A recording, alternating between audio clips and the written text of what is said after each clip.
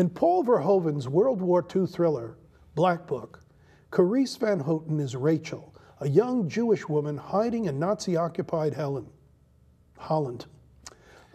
Rachel has one adventure and close call after another, and she sees Nazi brutality firsthand time and again.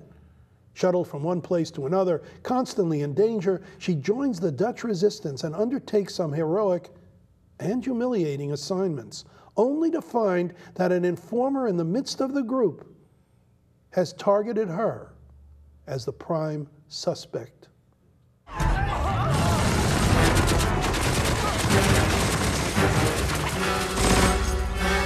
Ausgezeichnet.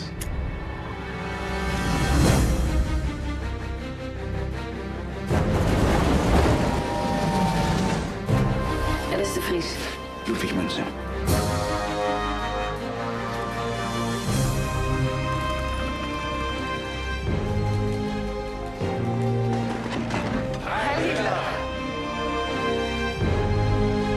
Hoe ver zou je met hem willen gaan? U bedoelt met hem naar bed?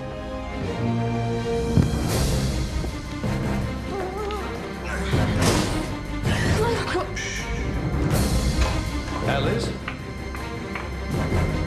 We moeten onderste steen boven.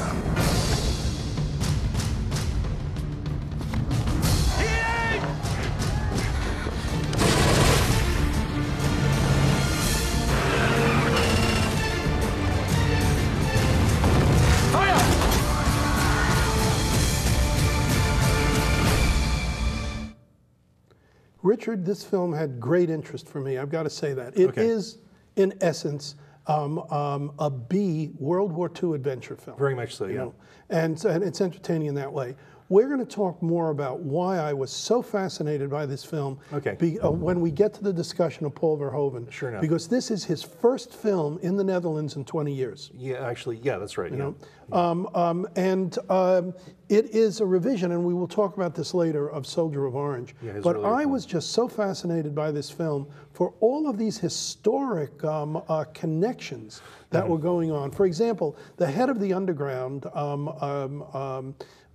whose son is involved and gets captured, this craggy-faced middle-aged man, is Eric de Linde, who is the star of the best World War II film to come out of the Netherlands ever, a film called The Assault.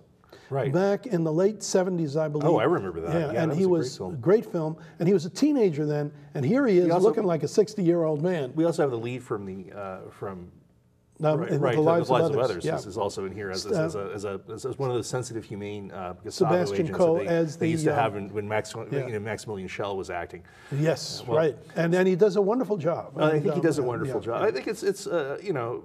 I think this is a moderately interesting film. I think it's the production values. On the one hand, you get these really flashy production values. You can see that Verhoeven's trying to make the Spider-Man 3 of Dutch resistance films, and at the same time. But at the same time, when you work in an international style, you end up with something that's kind of nondescript, like an international style hotel or an international style office building, and that's kind of my problems with this one. I think that it becomes quite episodic because the characters keep bouncing back to square one, just as they did, as you were describing in Spider-Man 3. It's well, I think the lead is genuinely attractive, and they do keep her undraped a lot of the time, you know, even for considering what a chilly climate Holland is. You're a cruel man, Richard. Well, I just really neither think this is that drastic, drastic a rethinking of the Dutch resistance. It's presenting the whole thing as a real entertaining war movie, and I think it's ultimately slightly lame-brained as a result. I think that when you make a movie like Showgirls, as Verhoeven did, I think it's very hard to come back from that. I don't think it's got anything to do with lack of self-respect. I think once you see you can get cheap effects, you know, once you can just do stuff that's just like bang, bang, bang, bang, bang like that, why go back to anything else? Well, we'll talk about that when we talk about him, but I want to say that I found this very entertaining, and I think a lot of people will. The story's great, you don't know what's going to happen when, but Carice Van Houten, the star of this film, was in virtually every scene. I think Hollywood's going to grab her and a watch for her folks. She reminds me of Stella Stevens, and I bet she has Stevens. But she's much thinner in all ways. She's Stella Stevens. She might have a gift for comedy. She's got a very. It would be interesting. Yeah, she's a I like fine her voice actress. too. It's a little bit. I thought there was some very fine acting in here.